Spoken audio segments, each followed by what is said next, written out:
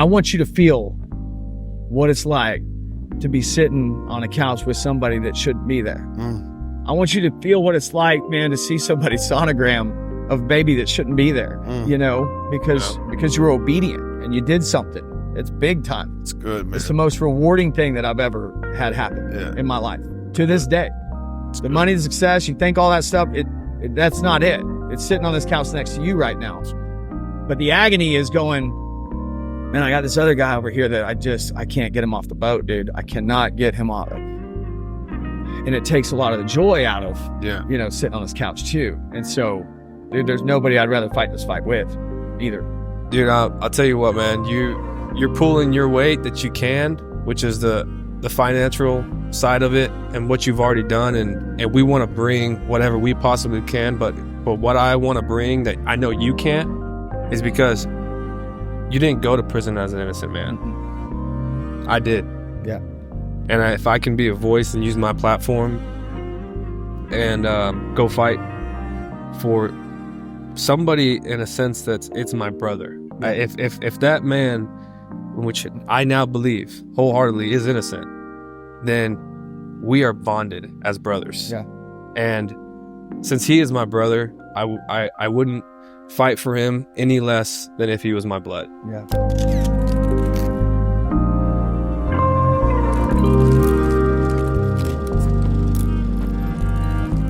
Welcome back to the Get Back Podcast. Today's episode is sponsored by Just Meats.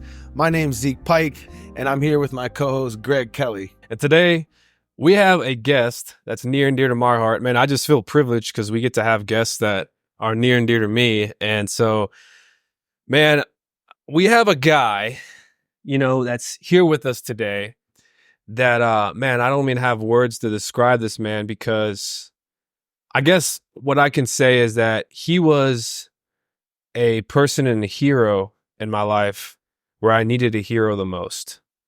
And if I could kind of image somebody who lives by his convictions, who listens to something higher than himself to take action and get boots on the ground for something he's passionate about, he doesn't shy away from a fight.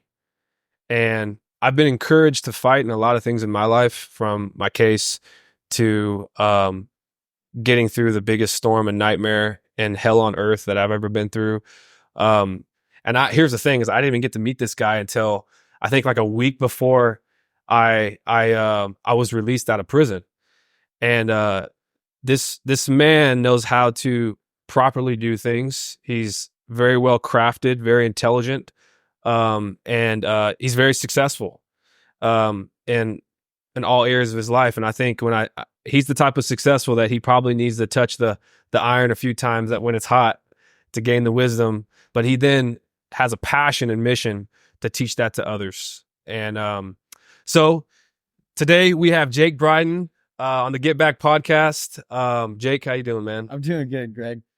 Welcome Doing to the good, Get man. Back. I saw y'all's podcast for the first time with Gabriel's that y'all did. That was really, really cool to see that whole thing come together. Yeah. And I'm just happy to be here. That's awesome, man. Well, hey, thank you for hosting us in your airplane hangar. Yeah. This is so cool.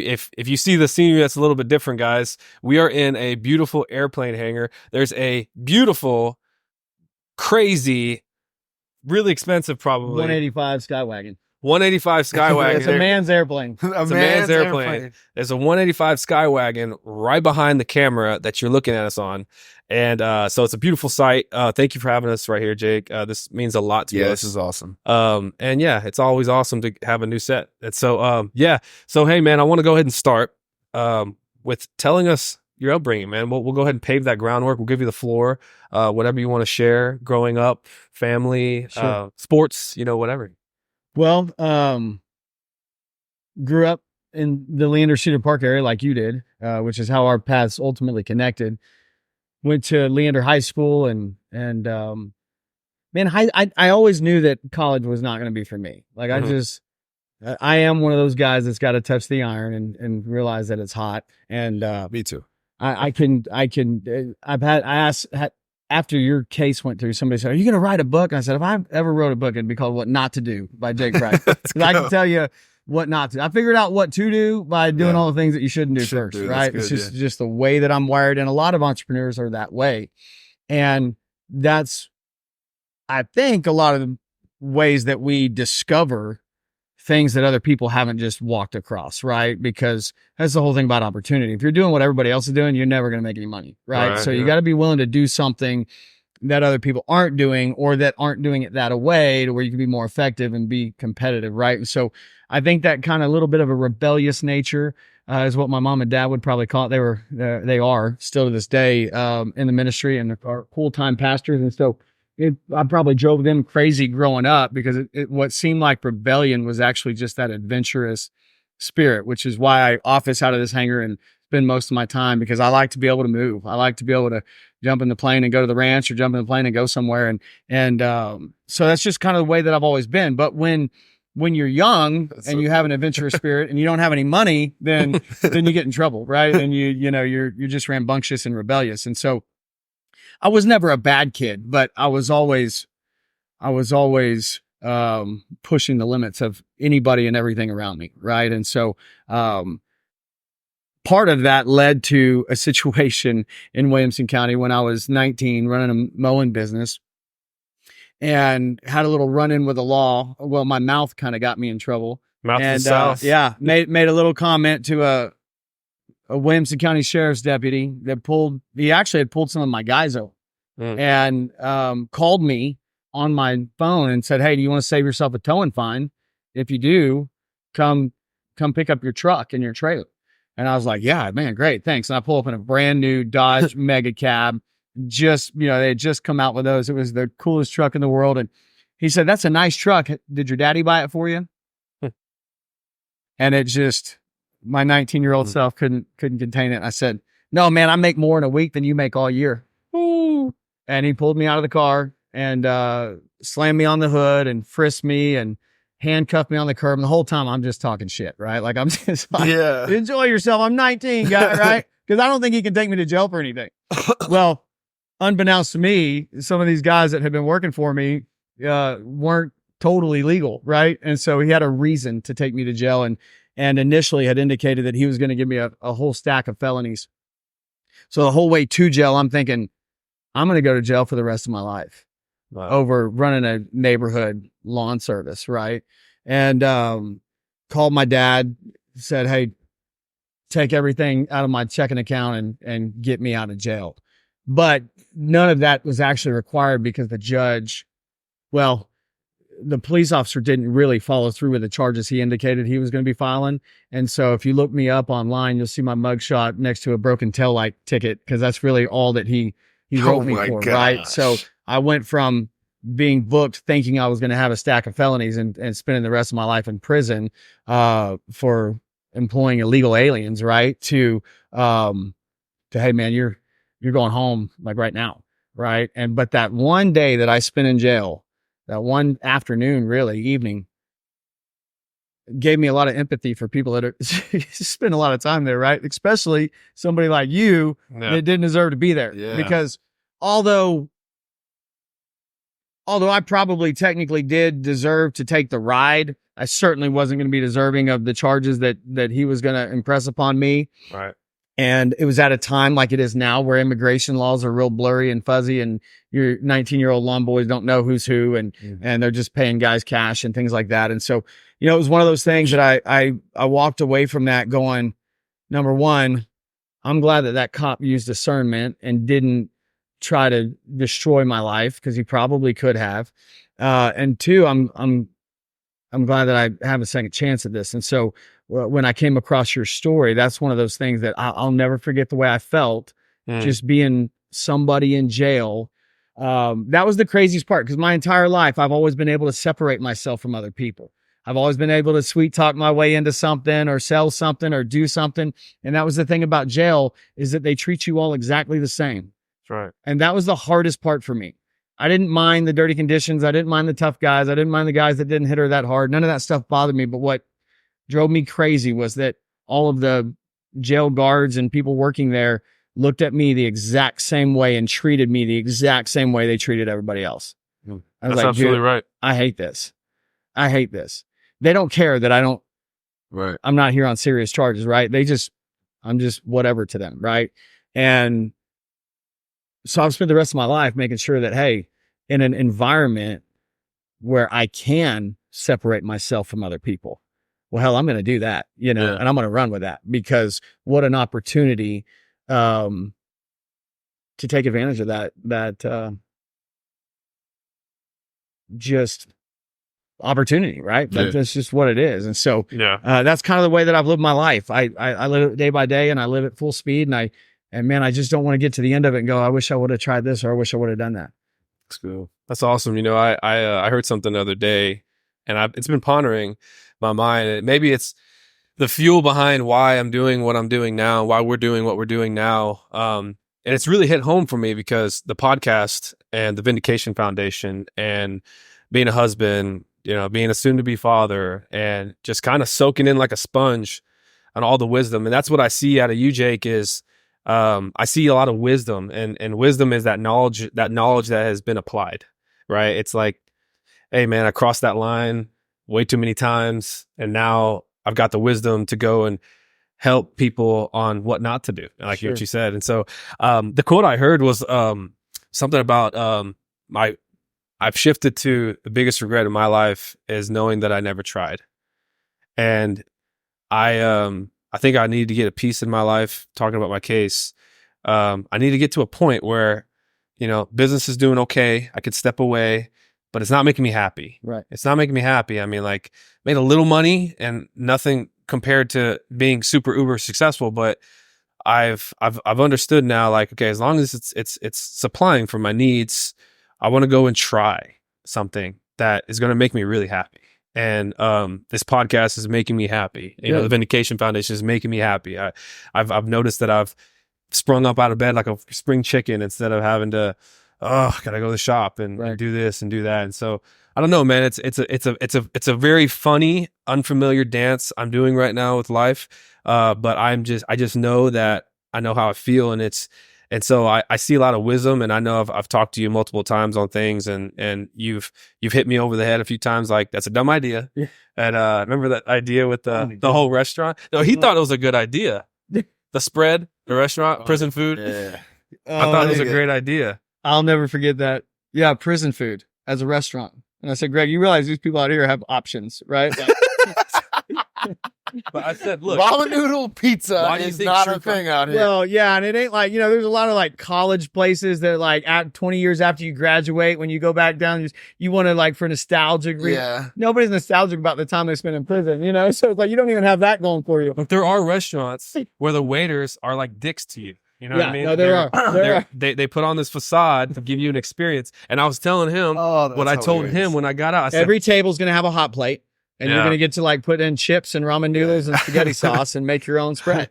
I remember, because when I got out of prison, and I needed to kind of separate myself from society for a little while, all over the news, Jake was like, okay, you can come stay at my place. And I wanted to hit the ground running. Yeah, and he was ready. I was like, I see Jake, was like, oh, Jake, man, like, you've got all these nice things, and you got a nice house, and oh man, you got a great business. I was like, oh, I want to go and be successul. So I told Jake, I said, hey man, I got a great business idea. Tell me what you think. I'm thinking that he's going to be like, man, it's a great idea, Greg. Let's go and do it.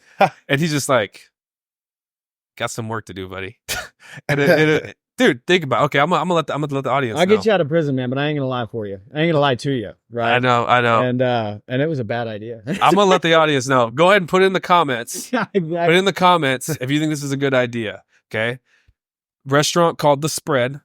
Okay. The waiters are gonna be inmates, dressed up as inmates, not real inmates. Maybe we could employ, felons that don't have crazy histories, but inmates. And you bring the whole family out, get the whole experience. They come and tell you prison lingo, that you got a whole menu full of things that inmates do eat in prison, like prison pizzas, prison spreads, the whole 9 yards, and you just get that whole experience. Maybe I missed it, dude. Maybe I missed it. Maybe it was me. We'll see what the comments say, but maybe it was me. So I wanna. It's funny because the first time I ever saw Greg, I saw you. that was I was watching the documentary, right? And like, I fell in love with you. Like, you were the hero, right? Like, you were the one that came and saved the day. And so for our audience and our people who don't know, Jake was the leading fighter in advocating for Greg. Yeah. In not only advocating, but putting forth an enormous amount of money, which is what it cost for someone to be exonerated, in order for Greg to even be sitting on this couch today. And so this episode specifically, just for our audience, just to set the tone, because I do want to go into it. I want to understand more about that. But when I saw you, I was like, man, this dude's a hero, right? And I know what you're doing now, and we'll get into that as well, which is just, but it makes sense now. Yeah. Because the same reason why I told Greg when he said, hey, Zeke, I want to fight for people who are innocent. I said, me too, because I understand what it's like to be there. Yeah. And I couldn't imagine being there and being innocent. I deserve to be there. Right. I broke the law. I mean, I deserve to be there. Right. I couldn't imagine being there, but I couldn't imagine being labeled something as bad as Greg was labeled at 18 years old, not in county jail, in prison. Right. And so I hear that's worse, huh? Right. So you are the angel of Greg's story. I mean, God in some way touched you, however that happened. I want to get into that enough by his story that you said, I have to fight for this dude. And it's because of you that he's on this couch today. Like, that's amazing to me. So the floor is yours. I want to go into like, how did this start? Where did it come from? Obviously you touched on it, but take me through that, because I'm eager. Like I said, I've never got to meet you, and I've looked at you like a hero. Yeah. Well, for me, it was a proxy war. I had a friend call me. So I was living down at the coast whenever their trial happened. And I had lost touch with his father-in-law, who's Coach Anderson. Lost touch with all those guys. I was building a business, and I came home. We had just moved back to the Austin area, and on the news that night, before I went to bed for the first time, was the night that they were deliberating or sentencing, right? And it said on the news the jury's going to be deliberating, and they showed some highlights of the trial, and they had Chris Daly sitting up there just looking like a big fat dumbass and saying stupid stuff, and I was like, well, hell, I hope that kid didn't do it, because if he did it, he's walking. Like, there's no way. They're going to be able to convict him based off of what I just saw in the news highlight. Right. Man, how unfortunate, because if that guy's a child molester, he's walking. I've seen enough Matlock to know you can't say those things on the stand and still get a conviction. And laid in bed that night, and I said this real simple prayer. I said, Lord, if he's innocent, let him find him innocent. And if he's guilty, let him find him guilty. I went to bed. I woke up the next morning, checked my phone, like, guess he did it. And I went off to work. Didn't think anything else about it. And one of my best friends actually, Michael Paglia, made a post, just this page. He's a writer. And so, Mike. Yeah, Mike. And he wrote this huge piece on all the problems that he had with it. And there were other people that I'd gone to high school with that were commenting on, I guess, because they had stayed around. They followed it a little closer. And but me and Mike normally land on the same side of things, right? But I said this little prayer, so he must have done it. And then my buddy Kevin Regan calls me and said, hey, have you heard about this Greg Kelley guy? I said, man, I just saw it last night, and sucks to be him, right? I guess he did it. And he said, no, dude, no. He said, my daughter went to that trial every single day. She's friends with him, and he did not do it. And it was so messed up. And my daughter has lost all faith in the legal system, yada, yada, yada. What's up, guys? We just wanted to take a quick moment to thank our main sponsor for today's episode, Just Meats. We've been testing out the Just Meats products for the last few weeks, and we absolutely love them. A few of my personal favorites are the Hawaiian, teriyaki beef and chicken, and the braised beef as well. Just Meats is a meal prep service fueled purely by grass-fed, grass-finished meats. Every Just Meats product comes with a pound of meat prepped and ready to go. Each Just Meats products comes with 4 servings. Every serving is 30 grams of protein or more.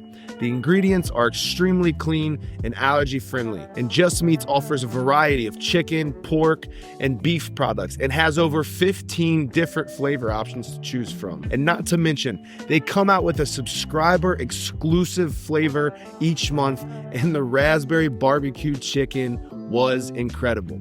You can create a one-time order to try out the Just Meats products, or you can sign up now for a subscription to have great quality protein delivered to your doorstep each month. So guys, use code GETBACK to get $25 off your order, and first-time subscribers get 20% off their order and an additional $25 when they use code GETBACK at checkout. Subscribers continue to get 10% off their order each month.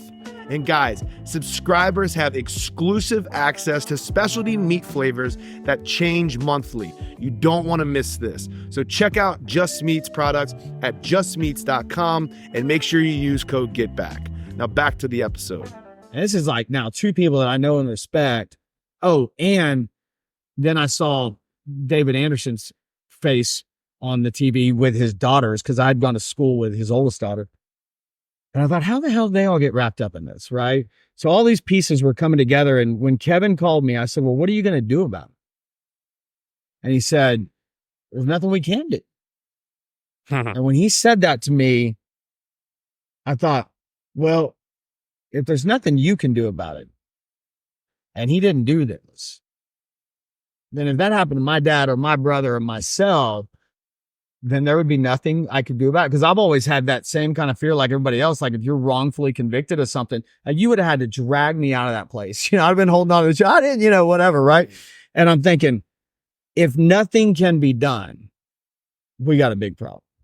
And I said, so just that rebellious nature in me was like, then we can do something.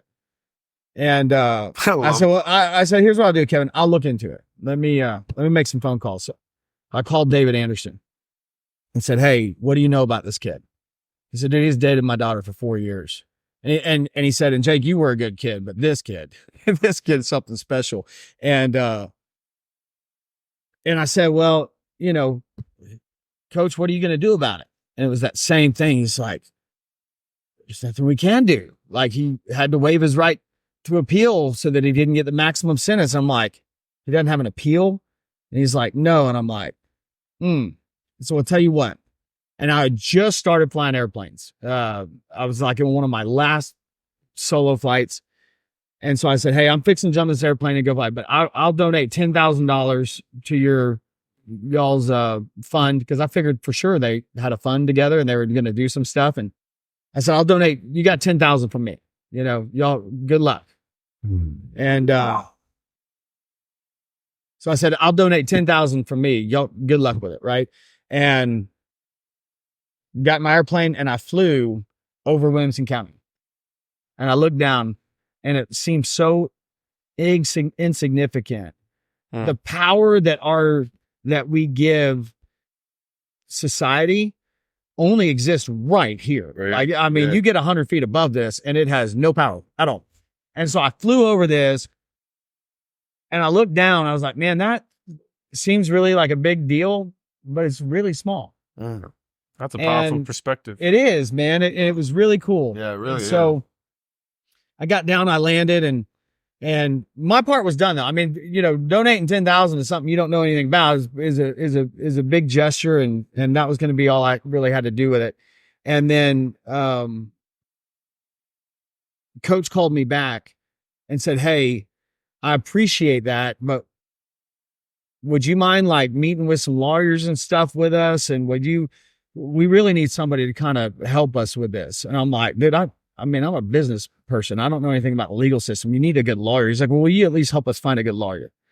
And I said, yeah, that's fine. I said, I'll tell you what, let me talk to your daughter. So I called Gabe and asked her some questions about Greg. And I'm trying to find somebody that will spearhead this thing. I said, does he have any brothers? And she goes, he's got like 5 brothers. I said, perfect. Because if somebody's screwing with my brother, you know, they got to fight with me. Yeah. Right. And so I said, here, let me talk to his brothers. And made my way through that. And I realized that they're just all young guys. Right. And, or new family men. And they just didn't have that sharp into the stick executioner mindset. They were very victimized by the system, and so as I'm trying to pull together somebody that I can give the money to and anoint as the leader of this thing, right? It became to me pretty clear that we were going to have to help, right? And so I said, all right, Gabe, how many friends can you get? Because I knew Anderson girls, she's going to be popular. We need numbers. I said, hey, can you get some friends together at the high school? And, we'll just, I mean, if all you guys think this guy's innocent, then, let's just see who we can pull together. So we met up at the high school parking lot that night. And right before, what really locked me in was right before, we met at the high school parking lot. My office was right down the street from it. And so I said, hey, Rosa, you and, I believe your brother Doug was there. Mm-hmm. Yeah. I said, y'all meet me at my office and let's get a game plan together. I stopped by Radio Shack and grabbed a, megaphone. And, I said, I'll just back my truck up and we'll just, let's just do the thing. And I was on a business call in the back and I'd finished, but she had gotten there a little early. And my brother, Caleb, was talking to her because Caleb knew Doug. So Caleb and Doug, they'd gone to high school together. And then your mom gets there. And I overheard my brother say something about me. I get emotional every time I tell this story, but I heard my brother tell your mom something that really kind of committed me, because he said, hey, Rosa, listen, I don't know what can be done, but if anything can be done, my brother Jake, he'll get it done. Wow. And I was like, at first I wanted to freaking, strangle him, because I'm like, hey, dude, I don't know what I'm doing right now. I'm just exploring this thing. Because at this time, I don't know if this guy did it or not. I don't even know him. Don't know anything about him. Don't know any of his brothers. Don't know anything. Right. And all I knew was that Coach Anderson was letting his daughter date this kid for 4 years and didn't have anything bad to say about it. Yeah. There's something there. Because when I went to school, now, granted, I went to school with the oldest one. Just nobody, you better all just leave that alone. The coach's daughter kind of thing, right? Yeah. So I'm sure he slacked up a little bit by the time the baby got there, but Greg had a little easier road to hoe than some of the guys I went to school with. But long story short, I overheard him say that.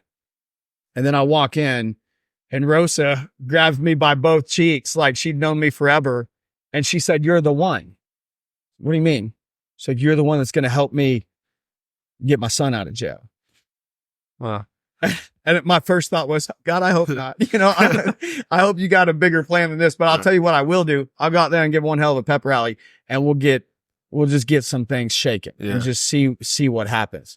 And the rest was kind of history, man. Once you start something like that, and my buddy Jesse was there too. So I had some of my friends that personally held me accountable along the way, because you think you want to fight until people start throwing bombs, right? And then once you're in the middle of the fight, all of a sudden you kind of want to make peace. You kind of want to slink back to the life that you had before. But man, there were so many people that were committed to that fight, that believed in Greg's innocence, his family, his mother-in-law, Tracy. It would always, when the case would kind of stagnate, I'd get that call from David, and I knew why he was calling. I'd ignore it 2 or 3 times, but then, fourth time, I'm like, shit, I got to take it. And, Tracy and I were talking, and we were just wondering, like, yeah, I know what you're wondering. Yeah. And so there was a lot of accountability.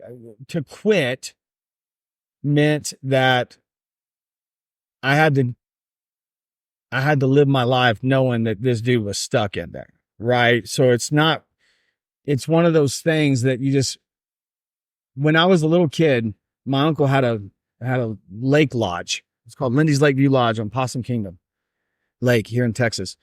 And they just came out with a Sea-Doo. And he had 2 brand new Sea-Doos that he rented out to people. And then my uncle was kind of a hippie. He sailed across the lake on a sailboat. And there's 13 of us grandkids. So obviously we weren't all going to go on the Sea-Doos. And so Matt, my middle brother, was kind of Dwight, who was the hippie guy's favorite nephew. So Dwight said, hey, Matt, why don't you come with me on the sailboat? And I needed Matt to go on the sailboat, because if Matt went on the sailboat, then I could get on the jet ski, right? But Matt didn't want to get on the sailboat. Matt wanted to get on that new jet ski. Yeah. So I said, hey, Matt, you go on the sailboat first, and then we'll come by and we'll trade places, right? And I fully intended to do that. However, didn't know how sailboats work. That you can't really stop them, and you can't really whatever, right? And so we tried to circle back and trade places with Matt on that Sea-Doo, and my Uncle Dwight was like, no, he's staying with me. It took him 3 hours to get across that lake. And every time we'd circle back by, Matt looked at me just like, dude, come help me. Get me out of here. Right. And from that day on, the thought of leaving people behind, I felt like such a shithead, because I talked him into getting on that boat. Yeah. Right. And then I couldn't get him off of it. And it just did something to me where I don't like people seeing left out of stuff. Right. Yeah. And I definitely don't like the idea of quitting and leaving somebody in prison, and it is the cross that I bear now, because as y'all talked about, and I've got this guy that I'm fighting for now, Guy Hines Jr., that was, convicted of murdering 8 people with his bare hands and flip-flops and not getting a drop of blood on him. I mean, his case is so much more egregious than even Greg's was. Greg's case was a perfect hole in the fence. Like Jana Duty herself said, what are the odds there's another kid living in the house that looked just like Greg? Slim to none, right? It was just a hole in the fence. This deal with Guy is just a travesty to justice, right? Like, it is the most ridiculous case I've ever heard, but he's got less options than Greg does, right? And so we're working on that, but every day I wake up, dude, and all I can think about, he's since got married while he's in there, and never got to, be the husband to his wife. And, the only living sibling that he had, the relative that he had, has died. His brother, had a situation that unfortunately he passed while his brother's in prison. So, it's, as much as I hated the idea of that happening with Greg, being a part of that documentary, obviously, Greg gets them too, right? Just dozens and I say no to all of them, right? But there's these few that stick out to me, and really 2, Greg's and Guy's, are the only cases that I've committed to help with, because it's such a slugfest, man. And I want to talk about Guy's case. Yeah. Don't mean to cut you off, but I want to talk about it, because I've been down this past week a rabbit hole of looking at cases too. Since I started the Vindication Foundation, we've been going through a vetting process, because since I started it, man, I've had tons of messages. Yeah. People are like, please look at my case. Please look at my case. Please look at my case. And I'm like, oh, this is what Keith probably goes through. This is what a law firm. That's why I was like, when you told me you're doing this, I'm like, Greg, don't sign up for the same nightmare I'm living. Yeah, right? Because you get your teeth into one of these things, and it's a bus you can't get off of. Yeah. Right. I'm sitting on that sailboat now, because once you say yes, you'll help. Dude, the road is so long. Yeah. Your case actually, it felt forever because it was the first time, but in comparison to this deal with Guy, oh my God, that was lightning fast. And Keith told me that the whole way through with your case, and I didn't believe it, because it still took 3 or 4 years, right? But it's like the criminal justice system, especially because we had COVID, right? So COVID kind of shut all that stuff down for a couple of years, is so agonizingly slow. Once the system gets it wrong, the remedy is so slow. It's years, right? Well, I mean, years go by in 5-year chunks. You're getting through decades pretty quick, right? So it's just one of those things that you got to be careful with that, because it is a noble pursuit. Yeah. But dude, it ain't no fun, and it's a fight the entire time, and it's a fight you'll probably never win. Pat Candelas from the Outcry documentary, shook my hand the night you got out and was like, dude, there's more guys that have climbed Everest than have ever seen anything like this. Yeah. And I thought, what?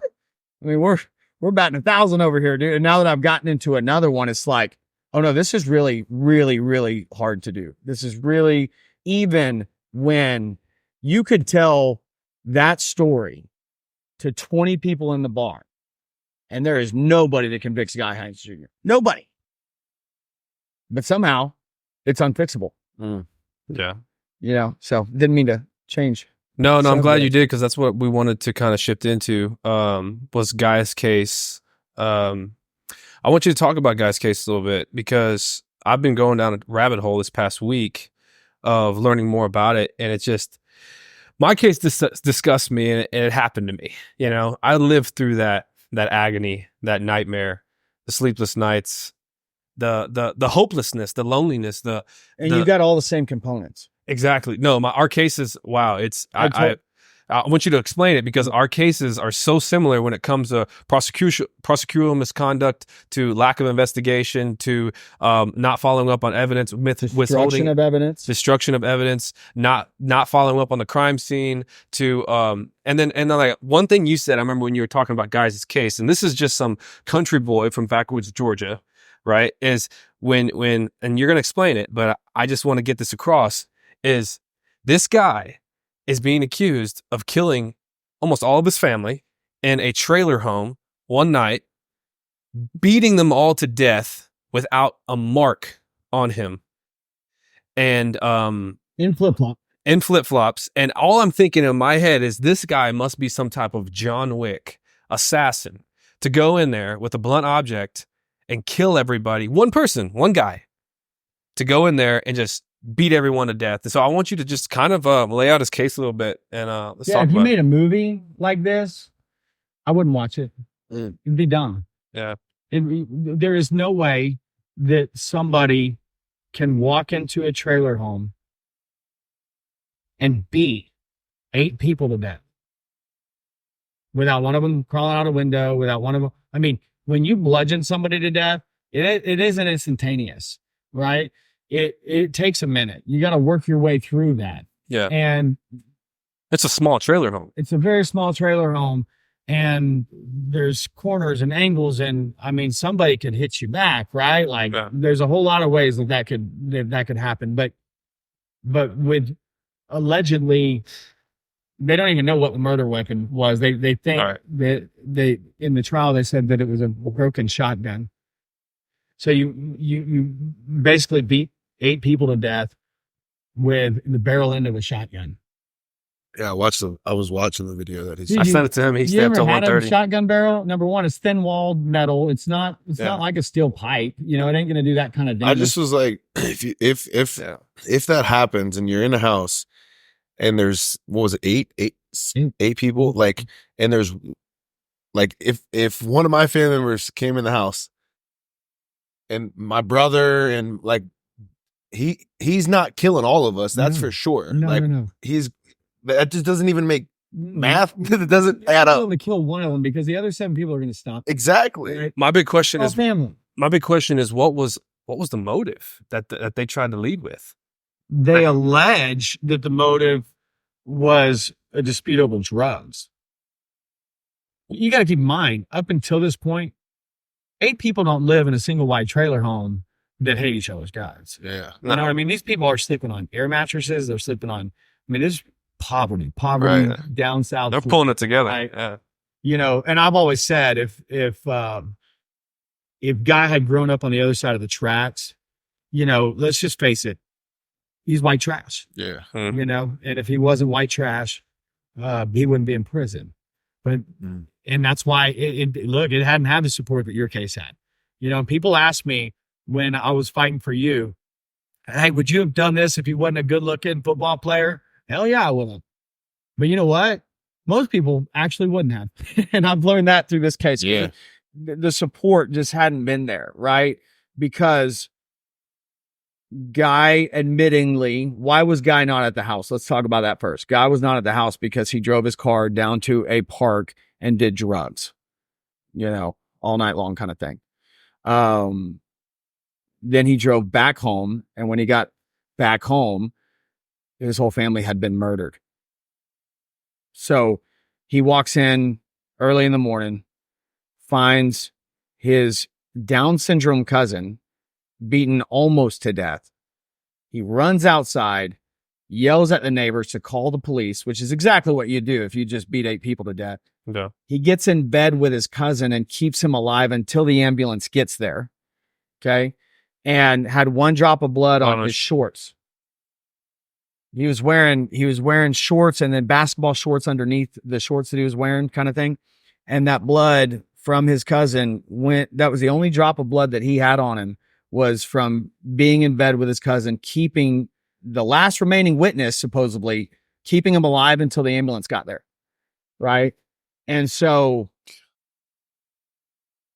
not only are they alleging that he killed all other 7, but that he beat his Down syndrome cousin almost to death and then kept him alive until the ambulance. It's just such a stupid story. Yeah, right? It doesn't make any sense. They had a really terrible, who's not the DA now. Luckily, we've got a more reasonable DA, but it's certainly not being proactive about overturning this, right? But he's not going to fight us, I don't think, when we get to that point. I hope not. But they had a really terrible DA and Jackie Johnson, and reminds me so much of Jana Duty. In fact, she's already been run out of town. Same type of deal. There's so many parallels. They had several witnesses that claim, which makes a whole lot more sense, that they found bloody nunchucks in their yard and bloody hammer in their yard. They called the police. The police came and got them with blood and hair on them that were obviously used for these 8 murders, that were discarded as they left the scene, and they got lost. So we're going to go back to the broken gun thing. Now, here's where guy screwed up. He comes home and he realizes his entire family has been bludgeoned to death. The most gory thing you can imagine. He runs outside and he tells his neighbor to call the cops. Then he remembers that they have an illegal shotgun in the home. So he knows, because it's laying on the floor. We believe that his uncle probably tried to use that to defend the family. Yeah. And that's when that gun got broken. But Guy knew that was a stolen gun. So Guy picks up that gun, the broken gun, and goes and puts it in the trunk of his cars, because he's not thinking straight. He's thinking, scared. We're going to get in trouble because I got this broken gun. I got this illegal gun here. Right. So cops get there. They process everything. He's got 1 drop of blood on. He's wearing and he was seen on closed circuit camera throughout the night, wearing the same flip-flops, same short, same shirt. When he stopped off and used a payphone, when he, whatever he did, he was seen on camera wearing the same clothes that when he was the night before and when the cops got there. Right. So again, wearing flip-flops, basketball shorts, murders 8 people and doesn't have a drop on him. Yeah. Or has 1 drop on it. Right. And so, but he put the gun in his trunk of his car. And then when the cops got there and processed the scene, he immediately tells on himself. He said, "Hey guys, look, I put a gun in my truck and it's illegal." They lock him up. They take him. They got their guy. He must have murdered all 8 of these people with his broken shotgun. It doesn't even make sense to me. God. So Bro, it doesn't have to make sense. He's going to spend life. He almost had the death penalty. How did you come across this? His fiance reached out to me after the, so after the outcry, we get a ton of inbox stuff. Yeah. And what I realized about people that are accused or convicted of sexual crimes is that there's no way for me to tell who's who. I got very lucky that Greg was not a pedophile. Right. Yeah, no, for sure. Because when I got started on this, I had no way to know. And I just went on the word of other people initially. And then once we figured out what had happened, then I was like, oh my God, okay, cool. Now we can fight, right? Yeah. But the first thing I did was hire a private investigator. And I hired the same private investigator that his lawyer used, and his private investigator, AJ, came to me and said, dude, I know what happened. Look at this guy. And I'm like, holy shit, who's that? Oh, that's the daycare owner's son? Got it, right? So, but there was a time where I was fighting blind. And But what do you think made you so convicted? Well, I got between my brother and Rosa, and then You were just like, I can't now. Dude, I'm all in. I mean, everybody said we're following. But like you. this whole time, you still have this like, dude. Did you feel confident at this point that like I know he's innocent? No, not until I met with AJ. I went in that high school parking lot. My whole goal initially was just to just rile up a base of people that hopefully somebody would do something, right? And just nobody was dumb enough to take that mantle, I guess. Right. And it wasn't like I didn't go home that night and say, all right, Rosa, you got it. I'm your guy. I'll be the family spokesperson, or I'll be this, or I'll be that. Yeah. It was one thing led to another. David invited me to go meet with Keith Hampton, and we pull up, and Keith has a Hillary 2020 sticker or whatever year that was on his Honda, hybrid. Yeah. And we pull up, and I look at David, and I go, "This is not going to be our guy." And he goes, "I know, but this was who Greg's original lawyer recommends that we use." I said, the irony of all that. I said, for that reason and that bumper sticker right there, he is not our guy. and David was like, "Well, we just need to go hear him out." So okay, so we went in there, and I love David Anderson like nothing, but David takes people at their word. Some might even call him a tad bit naive, right? And he sees the best in everybody, right? And so I was going to go protect him and make sure that they didn't get led astray again by this lawyer, right? And man, within 10 minutes, I'm like, "He's our guy." And David's like, "Are you sure?" I'm like, "I'm positive this is our guy," right? Because it was clear to me that he was going to do whatever it took to get to the truth, even if that meant rolling on Patricia Cummings. So that was the first thing I asked him. I said, "If you find that there was misconduct here or just, ignorance, right? What do they call that? With the attorney when they don't do their job? Ineffective assistance. Ineffective, yeah. Or conflict of interest, which was both. Yeah. What if you find that she's ineffective?" He said, "Oh, I won't even flinch." And she knows that. That's why she brought me the case. Yeah. So he had a head start on the case. And so next thing you know, we're picking our guy. And I said, "What's this going to cost?" "Oh man, it could cost up to $100,000 to get to this point." And I'm like, "Shit. They've only got 10. And so, and he said, "Well, that'll get us started." Right. And I said, "Okay, well, I'll personally guarantee that if they don't raise the money, I'll back it up." Thinking, I mean, I've seen freaking people lose a dog and GoFundMe is going to the 20 and 30 grand. I'm thinking, surely these people are going to raise a bunch of money to get this kid out. And I think after like 2 weeks, I think they'd raised like $1,200 or something. And then I'm getting accused on all the social medias of, this is wild. Taking Greg Kelley Foundation money and buying airplanes and shit with it. And I called Pam Brimberry and I said, "Hey, number one," and luckily I was smart enough in the beginning to say, "Hey, if I'm going to be the one pissing off all the prosecutors, then y'all are going to be the ones handling the fundraising." You know what I'm saying? Like, I don't want there to be any tie between me and this. And luckily I was smart enough to do that in the beginning. So I called Pam Brimberry, who was the one that was going to facilitate that. And I said, "Hey, shut it down. I'm going to pay for it. And then that way we stay above reproach on this whole thing and nobody has a question where the money's coming from." So it was just one thing led to another. Wow. Once you commit financially to back it up. Yeah, you got skin in the game. Right.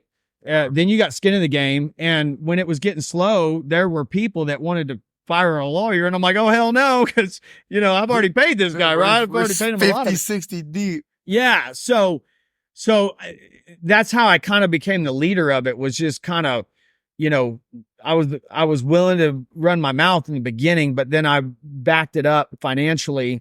And so even though Keith is working for Greg, technically, I'm a businessman too. Yeah. And so if I'm going to keep writing checks, I want answers. I want to know what's happening. I don't just want this to go into a black hole. Right. And so that's kind of how it went down, but it was never anything.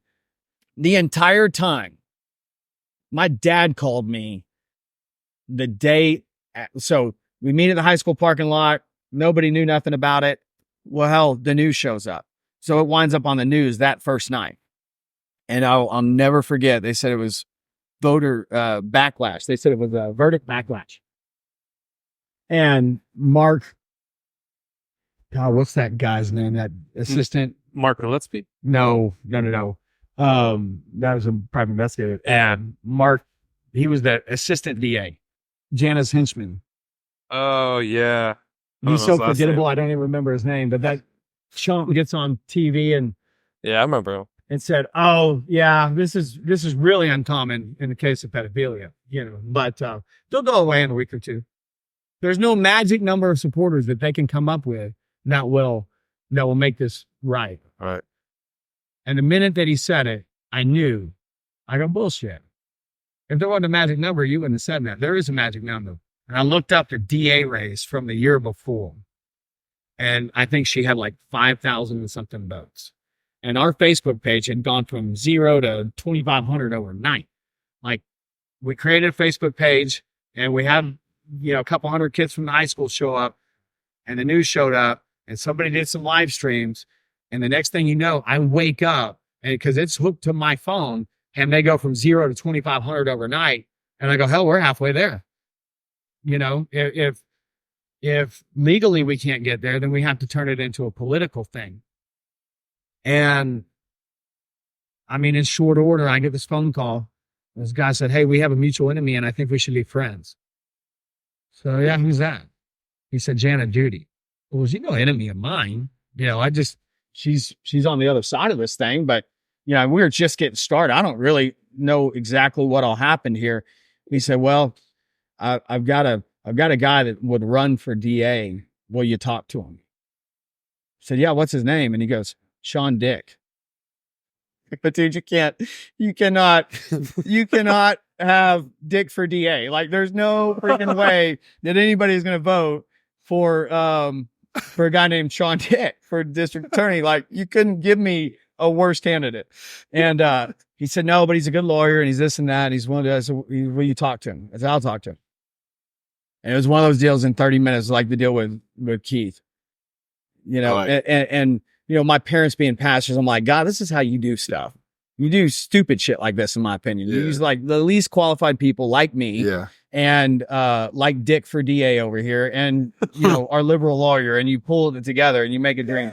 But right? Keith looks like the little grandpa from Up. Like, he's just he reminds me of Bill Belichick is what he reminds me of. Well, he's Bill Belichick when it comes to his skills. Yeah, and his media presence too is like, I was like, will you just please put on a little bit of an act for us here? We're trying to gain publicity, and you're like, "Well, I don't know anything yet. I can't tell you if I did. So I'll see you later." It's like, whatever. So it just all kind of came together like that, and with Sean Dick, so I want to talk about him. I know, but the whole dynamic with Sean Dick, essentially, like, what made you really think like, okay, this is the guy that needs to step into office because this is the guy that's going to hear it out. He was willing. Well, that was my only question. Are you willing to look at Greg's case if you get elected? He said, "Yeah." Okay, that's all I need to know. What do you need? That makes sense, though. He said, "I need people and I need money." I said, "Okay, I'll write you a check." That's what happened. And the sad part about that whole deal is that much in the way that Jana Duty used the Michael Morton case to get elected, Sean used your case to get elected. And there's been no change there, which is what breaks my heart. But I also realize why. And it's what you and I talked about when you started the Vindication Foundation. The problem is not these individual cases. The system is not going to change. It's the way the system is built. It's fundamentally okay, right? But it requires three things for an accurate outcome. It requires the state being at their best. It requires the defense being at their best. And it requires the jury knowing what their job is. And if that third part isn't there, which in most cases it's not, then our system doesn't work at all. And so, I So I looked into a lot of exoneration cases because doing the research for the vindication, I wanted to see what a lot of exonerated cases have in common. You know what they have in common? Jurors coming forward saying that they regret to convict. Dumb jurors. Yeah. Dumb jurors. Jurors saying that they weren't equipped, that they weren't instructed improperly, or they lose sleep at night because they did the wrong thing. Well, here's what happens, right? And the juror part, our forefathers were so smart to make it be 12 unbiased, unmotivated people because they're supposed to be the safety valve for this whole thing, right? If you've got great jurors, then you got to have great investigations, and you got to have great district attorneys, and you got to have great lawyers, right? Yeah. If you got dumb jurors, especially when, and I don't mean dumb like IQ dumb. Here's the problem. You got to understand the way the system's supposed to work. The defendant is supposed to get the benefit of the doubt. The state's job is to prosecute whoever's brought in front of them by the grand jury, right? The police's job is to investigate wherever they think they may have a crime. And the whole thing is supposed to hold every single person accountable is the jury. If we don't do good investigations, then the DA can't get a conviction. If the DA can't get a conviction, they're not going to try the case. But when you've got this dumbing down of jurors across America, and here's one of your jurors said it. They didn't like the way that your attorney looked. She just didn't seem believable. Whereas Joffrey Perrier looks like, frat daddy over here, and looks like he's, Tom Cruise in the lawyer movies we remember. And what you find in most cases is they say, hey, I don't believe that a prosecutor would prosecute somebody unless they knew they did it. Right. Bullshit. That's not how it works. Yeah. They will prosecute anybody that you put in front of them because that's their job. Right. When? That is their job. So why do you think our justice system just randomly selects random people and puts them in that position to be without prior educating them? Like without being like, you have to, like, maybe you get paid some little bit extra, but more, but like, how do you get on there and be a juror and have no education of what's going on? To me, well, you got the dumbest people actually, because they don't know how to get out of jury duty, right? The really intelligent people. Yeah, exactly. So they're not there anymore. I got called to jury duty. Yeah. I got called to jury duty, and I actually put it on my social media. I said, this should be fun. Yeah. And then I went in there and filed for an exemption, and they emailed me back saying, yeah, you're exempt. Yeah. And Gabriel did too. But no, but the prosecutors, they want the dumb ones. Right. They want the dumb ones because the dumb ones, they can persuade. The dumb ones. Here, I say this because you're talking about looks, that his attorney she didn't look good. Right. Like, she didn't. Now I can flip that on its side and say, you want to talk about my looks? In jury selection, this is how naive the jurors were. In jury selection, Joffrey Perrier had the audacity to put Ted Bundy's picture up on the prompter. Right. And put my picture next to it. And he says, don't let looks deceive you. Yeah. This man is fully capable of what doing that man would do. Right. He just compared me to Ted Bundy. Yeah. And these jurors bought it. Yeah. Yeah. Well, and so here's the deal, right? When the defendant is supposed to get the benefit of the doubt and the state actually gets the benefit of the doubt, that's the big foul here, right? And why does the state get the benefit of the doubt? Well, hell, I'd have given it to him before I saw it too, because we've seen all this TV stuff. Yeah. Where we see the way that our judicial system is supposed to work. Yeah. Right. Where the cop comes in, he's like, we got to get this guy. And the guy did it because you saw him actually shoot the dude in the alley. Right. And he comes in with the gun and the DA is like, no, I just can't do it with just that. I got to have this and I got to have that. And so you believe that that's what's actually happening because you saw it on TV. The courtroom drama that you see on TV, that's the way that our system is supposed to work.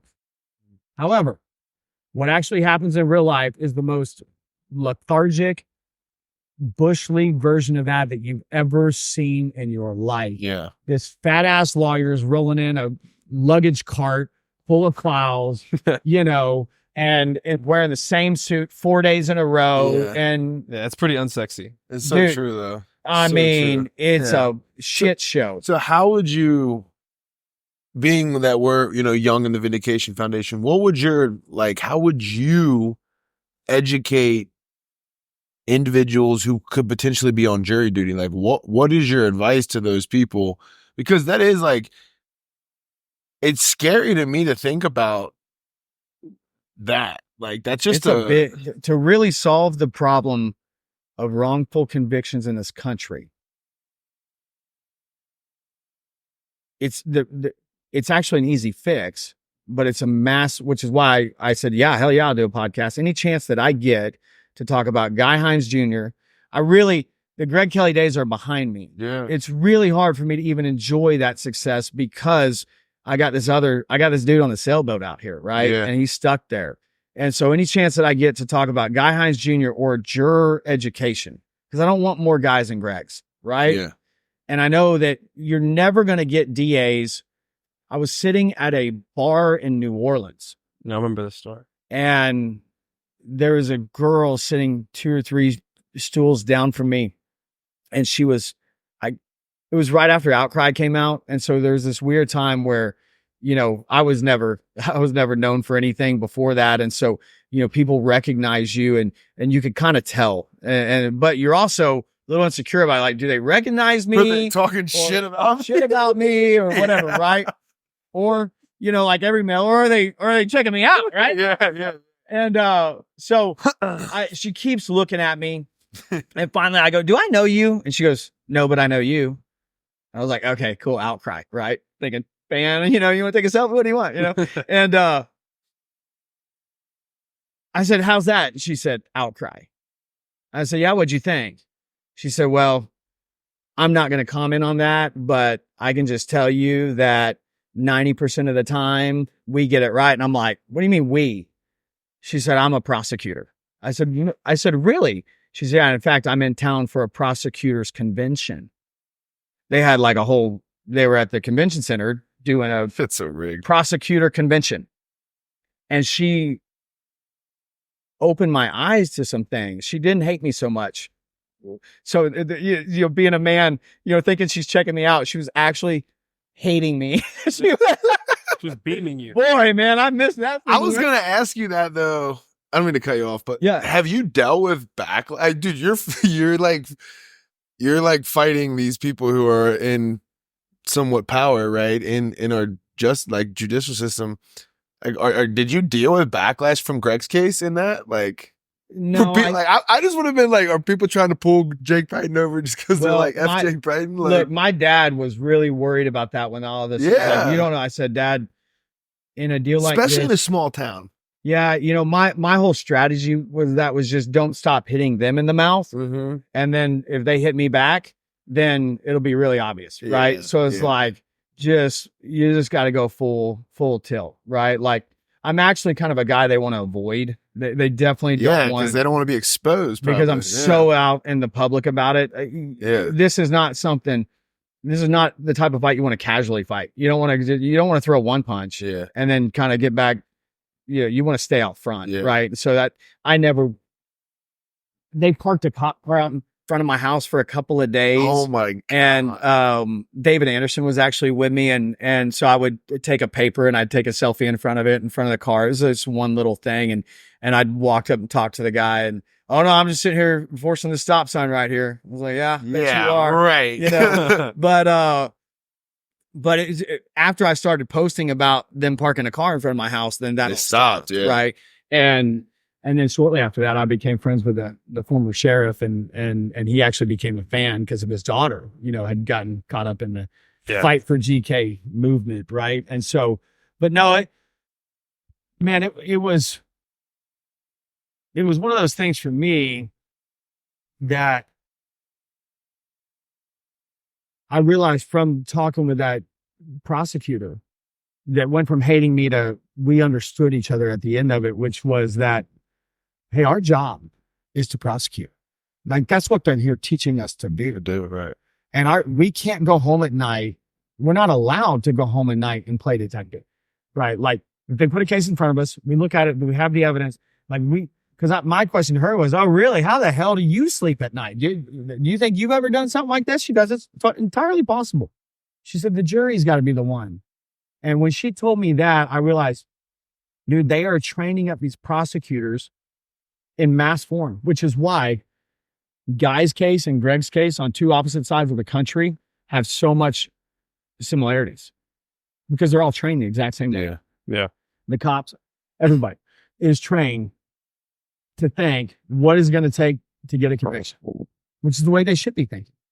And unfortunately, the bar is so dang low that it can be based off of what you're. So my advice to anybody that calls me, because I do not, if you're watching this, I will not help you with your case. I am Greg and Guy, and I'm out. I will continue to encourage people to do their job on the jury and make sure they make the state prove their case beyond a reasonable doubt. And if there's any bullshit, you got to quit them. Because I got asked this very early on, is it better for a guilty person to be innocent or set free, or an innocent person be locked up? And I guess the person that was asking me that thought it was a chicken and the egg kind of question. Which one came first? All right, that's easy. It is better for a guilty person to be set free than it is for an innocent person to be locked up. Because if the innocent person is locked up, the guilty person is free too. That's what happened in my case. So in that case, it's a double negative. Whereas if just the guilty guy isn't convicted, at least we can still go find the guilty guy or potentially get him on the next thing. Because people don't do this stuff one time. You don't just start right. You don't just abuse your first kid. Like it starts with like one of the psychologists said, it starts with a family dog and it works its way up from there. Like these people, that's so true, never start out square. And so, that's the thing for me is it's like, I realized very quickly at the rate they're pumping out these lawyers and these prosecutors and this return, the only way we're ever going to have fair and equitable outcome is juror education. It's the one thing. And with social media now, it's possible, So if you know that the job of the prosecutor is to prosecute every time, no matter what, then you're not going to be playing these games in the jury box going, well, they didn't prove their case, but I just can't believe that they will prosecute this guy unless they knew he did it. They must know something we don't know, right? No, bullshit. If they knew that's you, not how it works. Yeah, that's not how it trust works. me. And some of the stuff they told you is probably not altogether true. Right. The defense just couldn't get it kicked out. Wow. Yeah, because they're bringing everything they got to that trial. They're bringing stuff that's so unrelated. It's ridiculous, especially in Greg's case and Guy's case the same way. Yeah. They brought in that token witness that, had nothing to do with the case at all. And so, yeah, character assassination. That's so true. Advocating for yourself. That's so important, because we had a story, Taylor's story, that came on, and his wife, of course, was, died from ovarian cancer. It's just it's a tragically beautiful story. But one thing that after doing the podcast, one thing I'm left with is how important it is for us to advocate for our own health, that we can't put all of our trust in the doctors, right? They make money and bring it home and to have them make a living too. But it's the same situation here, because she was set off multiple times by doctors, and then it led on to her catching her cancer at stage 4, which was a little too late. And then it was just a prolonged time of death. It was just fighting to stay alive. And so in this situation, and when it comes to the criminal justice system, and each and every single one of our parts as citizens, because we have to go execute our civil duty when we're called upon, when we get that slip in the mail. And everybody that's watching, you will get that slip in the mail. If you're a resident to a county, and you're sitting there, wait for that slip to come, and you're going to go into a big old courtroom, and they're going to try to vet you and weed you out to see if you will be a good candidate to sit in a box and ultimately have somebody's fate in your hands. And the question that you should be asking yourself is, am I equipped to make a decision, or know enough to make a decision, to lay my head down at night knowing that I can follow my convictions and that I did the right thing? If you can say yes, then you could have all peace in the world to get that slip in the mail. But if you say no, then advocate for yourself. Education is super important. And now that we're talking about Guy Hines, and the reason why I want to talk about Guy Hines is because I felt enough conviction and enough information to let you know that Guy Hines is going to be the first innocent soul that we take up on the Vindication Foundation. So we're going to advocate for Guy Hines. We're going to be a platform. I'm going to use everything that I have crazy, man. and my power. I was your age when I started fighting for you, and it's a young man's game, and I don't have the energy that I did. And I don't have the tenacity that I did. And yeah, this is an answer to prayer for me, because for the first time in my life, dude, I'm sitting here going, dude, I'm running out of options. I am spitting in the wind over here, and it's hard to get people to care about this case. Yeah. It was easy with you. You had a beautiful girlfriend, and she was fighting for her man, and like the story lines were so much better for publicity, right? And but I'm a character-led person, character-driven person, and it's just as big a tragedy. I mean, to me, I don't think there's anything worse than getting called a pedophile. No. I really don't. But damn, man, getting 80 losing your entire family in one night, and then being told you killed him, having the rest of your existence. That is the closest thing to hell I could ever imagine. Right. The waves don't stop coming, man. That's right. They don't stop coming. They just keep beating you and beating you and beating you. And you're already going through your own storm of agony. And now you don't get to mourn. You don't get to, you don't get to do any of that stuff. And I think the only survivor in that house was a baby, 3-year-old, a baby that they beat, how old would the 3-year-old be now? I don't know. Because he's been in 12 years, I believe. He's been in there a long time. Because I think he had been in there 10 years when I started fighting for him. Yeah. Because I remember, I think he was convicted. That trial was in 2012. And man, dude, it just, I sent him this after I was watching these videos, and it's just the 911 call. I mean, just what the noises that were coming out of him on that 911 call. I mean, Uncle's dead. Oh my God, my daddy's dead. It just I mean, he doesn't know what to do. And then you see his little brother at trial. You could tell everything out of him just wants to just, and then you got cameras coming in his face, and he's walking down saying, if your brother didn't do it, who did it then? He's like, man, y'all ruined his life. He just, it's just, the whole thing is just so much pain, and I can relate to it. And it hurts, man. It stirs something inside of me. And so to think that we live in a country where that can happen, and that somebody is willful and deliberate as me can't fix it. It's been like, dude, it's been like your deal never happened, right? Because it's like, I walked away from, at the end of your thing, I walked away thinking injustice will never happen in my presence again. Like I officially have the ring that injustice will not happen in my presence ever again. And dude, I have been for the last 5 years. Yeah.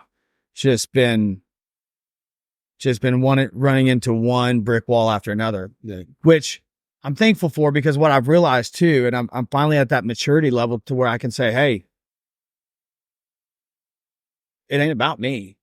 No, it really, that's right. By myself, I am powerless. I can't even affect change, in something that I'm a witness to, right? Like I've talked to their DA. I've got the same freaking lawyer. Keith Hampton is Guy's lawyer, right? Yeah. I've spent more money, right?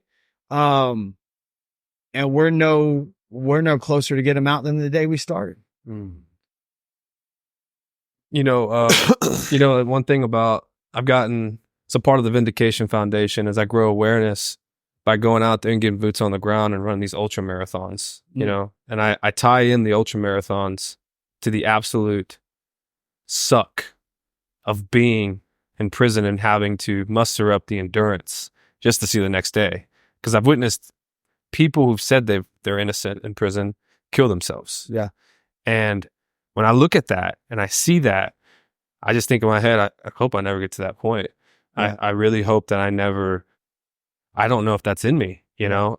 But then you start pondering those thoughts. It was like, I'm sure. the pain would go away. I mean, I wouldn't have to wake up in this place anymore. Right. And he's asked me in our pilot episode, suicide, what was your relationship with it? I said, well, never really thought about taking my own life, but there has been times where it wouldn't have hurt to not wake up, you know? And so, And probably wanted to not wake up. yeah, no, part of me was just like, hey, God, just take me. I mean, take me home. It's better than this place. Yeah. I bet you it is. And so, it's really sad when a man or individual gets to that point. And so these ultras, I did my first one last month, and man, I while I was in the middle of it, I remember telling my mom and Gabriel that I was talking to my dad in the middle of a hallucination. It was like mile 20, and I had already climbed about 5,600 feet of vert, so 560 stories of vert. It was here in Austin. It was the Austin Falls Ultra. But I got to a point where it was the first time I ever hallucinated. And I was hearing like my dad's voice, and I was like in the middle of this run, man. Wow. And I was like looking in the woods. I was like, the heck is going on? And then I caught myself, because when you're in a hallucination, you're coming in and out of it. Like you're kind of like in this dream while you're running, and then you wake up. I was like, what the heck am I doing?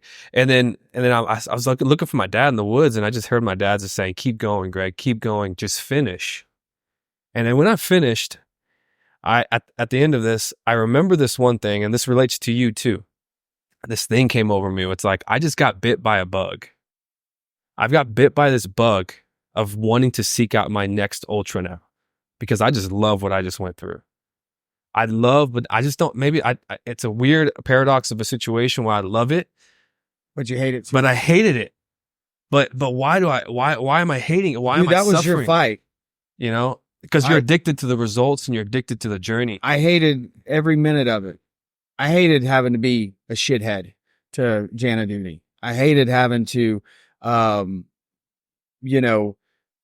be that annoying guy that was, making selfies in your truck. And I didn't enjoy any of that. Right. But I was committed to the outcome. And then, man, with your case, there was a finish line. And then, dude, it was like, oh my God, and I told you this the other day when we were talking. Full disclosure, Greg calls me and goes, man, I'm going to start the Vindication Foundation. I'm going to actually do what you did. I said, Greg, don't do that. Whatever you do, go start a prison food restaurant before you do that. I said, let me just paint this picture for you. My attitude's changed over the last 5 years because of this Guy Hines Jr. case. Okay. This is not a repeatable, scalable model. This is something that if I ever get Guy's case across the finish line, I'll have done this twice in one lifetime. You can't raise money around that. You can't. There's so many reasons that this is a really bad idea. And one of them is that the odds of success are pretty much non-existent. There's a reason he's the only person that has ever waived his right to appeals in the state of Texas that got fully exonerated by the Court of Criminal Appeals. He's one of one, right? And because I was a part of that, I walked away from that after the finish line where like, man, I got another one of these in me, right? And then realizing how hard that race actually is. And I'm at that point where you were in that hallucination on your first race. You made it through. You got to the finish line. You said you could do it again. I would imagine that your second one is going to be harder. Yeah. Because that's where I'm at right now. And I'm going, I don't have those people holding me accountable in this case. Guy's wife is the sweetest, most encouraging, most positive person in the world. And anything that I do, she's so thankful for. Yeah. I don't have Tracy Anderson up my ass. I don't have Brosa Kelly, just begging me to save her son, right? And just looking in states of, like, I just don't have that support. And And it's such a dark journey. So with that being said, because we're going to give you the support, and I told Greg when you were upstairs, I was like, man, I don't know, I keep watching the video. I was like, if you feel like you're ready to do this, you tell him we're ready to fight. We're going to put the content together. We're going to get millions of views. People are going to get eyes on this case. But talking to the audience, like, what do we need? What do we got to do?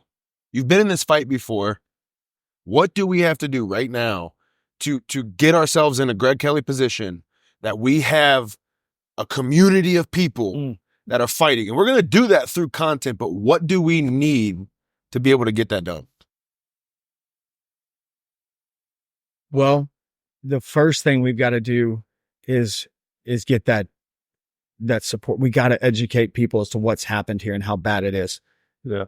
The second thing we've got to do is we're going to have to really get with our guy, Keith Hampton, and say, hey, and I know Keith has been working on this. I'm not saying anything about Keith, but we're going to have to up our legal game. Yeah. Right. Yeah. And we're going to have to get something. So the people that can fix this, look, there would be no Sean Dick. There would be no Donna King if there wasn't 10,000 crazy ass fanatics local to this area, right, that are voting for these people and putting pressure on these people.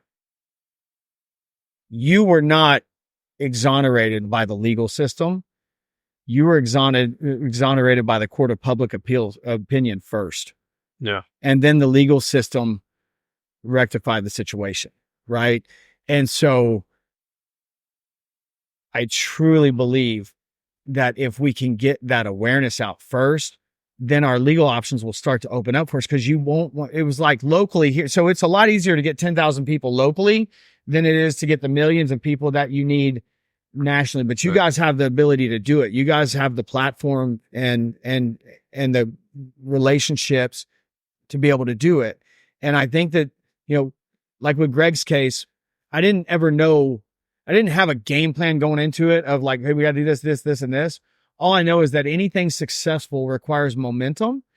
And then you build on that momentum, and then those things will start to open themselves up for you and go, oh, hey, we got a DA race. Now, luckily the DA that we like just got reelected. So that was one of these things I've had to kind of lay low for the last 6 months. You know how election season is, right?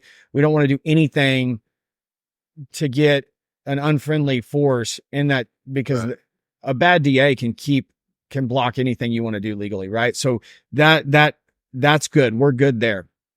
I think we can work with Keith. Well, we're going to need to go meet with Keith. And that's the kind of things that I was able to do here that I haven't done there, right? Because we don't have the support that can get me in those doors, right?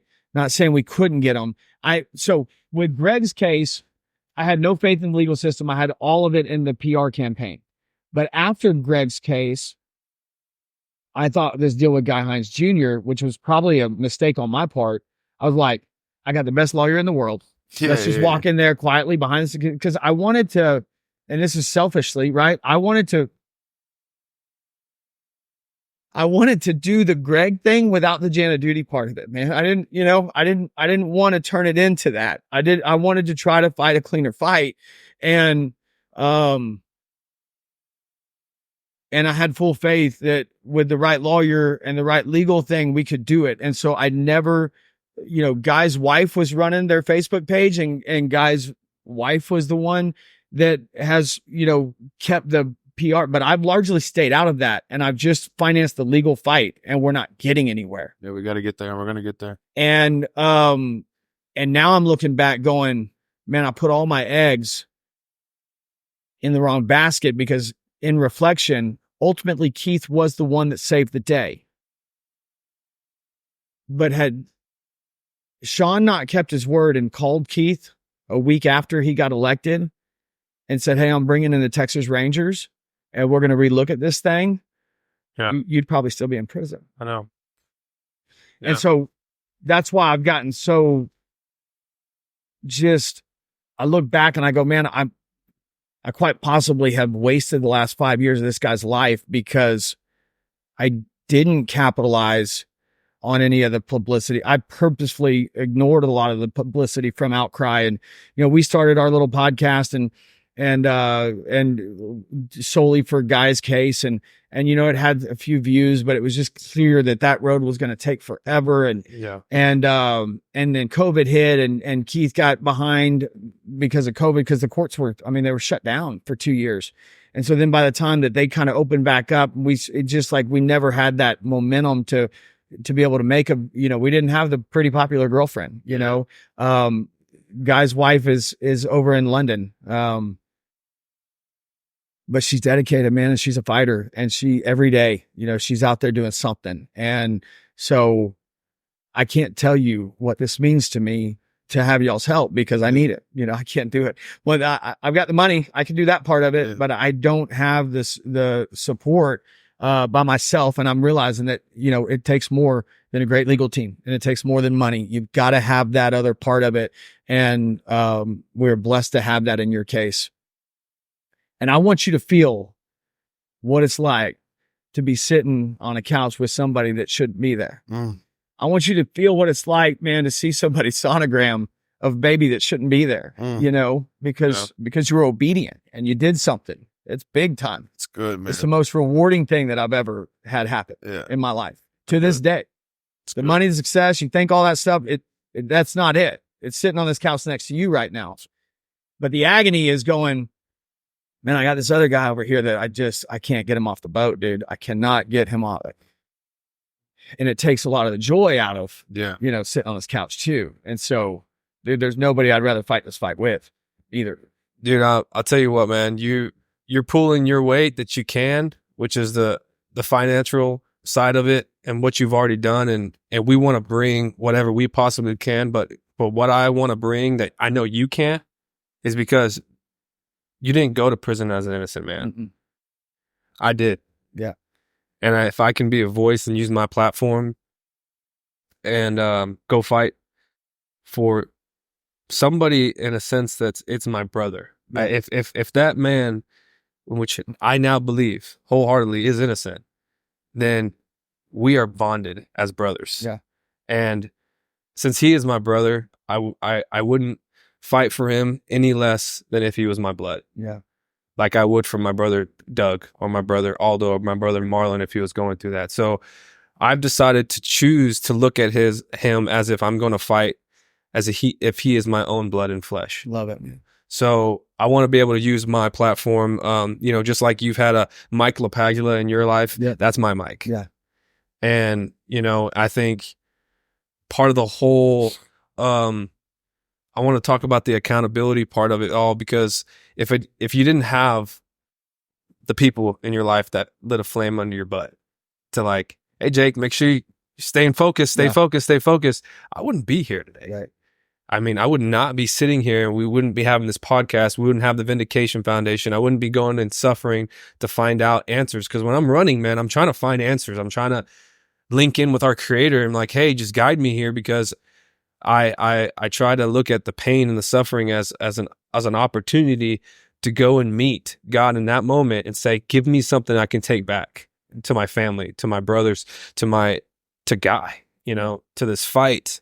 And because you find the greatest answers in celebrate. Yeah. And so I think this is a great time just to close it off, man. And I wanna just personally thank you for answering the call and following and living life. This past year, I've really just trying to tap into living by my convictions, because you can start numbing all that stuff of what once you start making the money and the business starts growing and you want to buy the next thing and everything is just so nice and dandy. And hey, every rich person that's ever told you that there's nothing there, they're all right. Yeah, they're all right, man. That's why I'll willingly trade money for justice, right? That's why it's like people get so hung up on that part of it. It's like, do you realize how easy it is for me to make money? I'll trade that for some dude's freedom any day. Yeah. There's an infinite supply of money out there, and it gives you options, but it brings you no satisfaction. These are the kind of things, man, this thing that you're going to do for Greg, for Guy, and I'm going to support you But I also am going to anoint you the leader of it because, dude, I'm telling you right now, it is time for me to hand that baton off. Not that I'm not going anywhere, because I swear to God, I'm committed the same way that I did for you. I'm committed to serve every day with him, one way or the other. I'm not going to quit fighting until he's out, but I'll gladly hand that baton and that leadership mantle to a young buck that's ready to freaking make his first kill. Cause that's what this needs. Yeah. And if you ever, I remember when Mac Brown, when he left the University of Texas and they were asking him kind of, they used to call him Mad Mac because he was just so salty to his players and he would, lose his shit. Right. And then he started becoming a player's coach. And the more that he became a player's coach, the less effective he became. And I'm not saying that the way that I fought your fight is the only way to do it, because I think you've got a whole nother way to do it, right? That will be more probably I think you'll be able to accomplish what I set out to accomplish, which was I want to have the same outcome, but I don't want to have to fight the same way. And I think you've found that way through your own suffering, right? Whereas suffering is required for success. Oh yeah. Somebody's got to suffer. If it ain't going to be the DA, then it's got to be you, right? Or it's got to be, but for anything successful, suffering is required. I don't know a single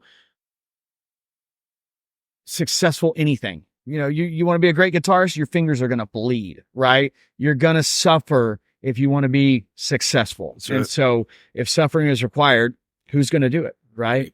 And you're saying I'm that guy. Yeah. Man, I love that for Guy, and I love that for you, because there's, like the Bible says, there's no to lay your life down for somebody else. Man, there's nothing more rewarding. No greater love. Yeah, there's nothing more rewarding than that. And man, I'm so excited. Yeah, man. I humbly take that baton. I will run with it, literally and figuratively. I will run with it. And I'm just excited, man. I'm pumped to be able to, I say this very cautiously, is that I'm pumped to be able to experience what you've experienced. I say that in a love-hate relationship because it's going to be tough, but I'm addicted to the results and I'm addicted to the process. Yeah. And I want to be able to feel what you feel. And if somebody needs their ass chewed, put me in, coach. I'm not going we've got specific jobs for you, buddy. But Mouth of the South is what his nickname is. And this is a good episode, man. I enjoyed this. Jake, I love you, man. Thank you for being here. And you'll always be my hero. And I'm excited to do this journey together. And to man, I just thank you for coming, brother. And here, I want to go ahead and end with this. The greatest message that lives inside of you that you could share with the world and our audience could be long, it could be short, you can take your time. But what would that be?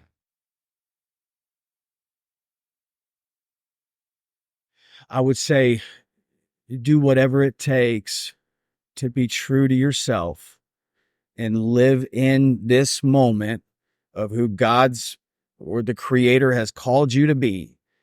And do your very best to just stay locked into that and see what happens, right? You got to push the fear away. You got to push the anxiety away. You're not always going to succeed, right? But hit it full speed, right? And that's just the way that good things happen, man. That's the way things get done, is when people hit things full speed, with every bit. God created us with a certain set of tools, and if we don't use all of those tools, we're being blasphemous. I think we're being prideful to say, hey, I don't have to give it my very best. Half of what I have will do. Yeah. And God said, no, I gave you that because I need you to use all of it, man. I need you to use it full speed. I need you to move your feet.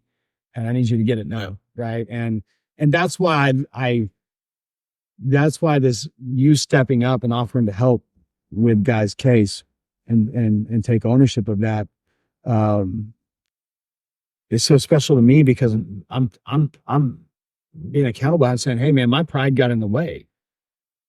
I thought that I was going to be able to accomplish this without using the sword. You know, I thought I could just use the love. I thought I could just use this. I didn't realize I didn't think I was going to have to use all of the weapons that you gave me. Right. And so, and I don't want my pride to be the reason this guy spends the rest of his life in prison. That's right. And we're so far down that track. Like, how do we shift gears? How do we make it salty? How do we get it relevant again? Yeah. And then you call me and say, "Hey man, you want to do this podcast?" And I texted you yesterday. I said, I want to talk more about Guy Hines. And you said, please, let's talk more. And I was reserving that right for the podcast. Because I didn't want to just hear it. I wanted him to hear it, and I wanted them to hear it. Because I already had my mind made up. And we're going to put together a ton of content. So like for our viewers, go to thevindicationfoundation.com, follow the Vindication Foundation on Instagram and all social medias. We're going to put a ton of content together surrounding Guy's story, surrounding Greg running and suffering for Guy. And I'm telling you, we're going to blow this thing up, and we're going to get the momentum, that Jake Brydon momentum. We're going to get that momentum back. We had this thing in Greg's fight that when people would use their social media for Greg's case, we called them fighters. And when they would share things and when they would do things, I would always go out of my way and say, "Hey, that's a fighter right there." And it meant something, dude, to be called a fighter. And so if you're watching this podcast, it ain't me. It ain't Greg. It ain't this podcast, right? They're going to be the catalyst to get you involved. Like, you're actually what we need, people that are willing to fight for somebody that they don't know, in a way that's not going to benefit you one rip, but we need you to use this as your weapon. And we need you to fight for Guy. That's right. And we need you to share their podcast, and we need you to share the content that comes out of this camp, right? Because, man, we're declaring war on injustice. That's right. I'm getting fired up again. That's right. Oh, man. Fired up, man. This is awesome, man. And here's the thing, and here's what you need to know. We would do it for you too. That's right. Right? And that was when I called Greg's fight my proxy war. I was like, I would rather do this for a guy that I don't know than have to do it for my dad, because, I'd be too emotionally attached. Yeah. If I can't do it for Greg, then I couldn't do it for my dad or my brother. If I can, then I could. Right. And so you don't need any other reason than to prove that you can be a force of change. Everybody has a network of thousands of people. Right. And if you'll share that content, then you'll get the word out and let them know that, hey, I stand with Guy, and we can move mountains. That's right. We really can. And this guy's going to be the guy to lead us there. And I can't wait to cheer him on and watch I him. love that. Thank Love you, you, brother. Jake, I man. appreciate this Appreciate you, episode, man. Love you guys. Good, man. Good.